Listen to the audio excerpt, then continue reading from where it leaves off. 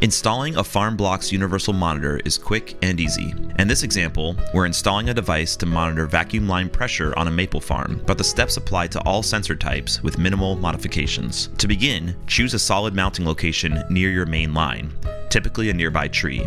Use a compass or your phone to determine which direction is south. The monitor's solar panel should face as close to true south as possible to ensure optimal sunlight for long-term charging. Once you've identified your location, attach the mounting bracket using the bungee cord. Be sure to avoid placing the monitor where branches or nearby trees could block sunlight. Next, clip the Farmblox Universal Monitor onto the bracket. Now, connect your sensor into the monitor. Press the power button to turn the unit on and make sure it's securely connected. With the monitor in place, move on to the main line. If there's an existing sensor or saddle, remove it. Install the new saddle, then connect a short piece of tubing from the saddle to the sensor. Double check all connections to ensure everything is secure. The monitor should now be exposed to sunlight and begin charging immediately.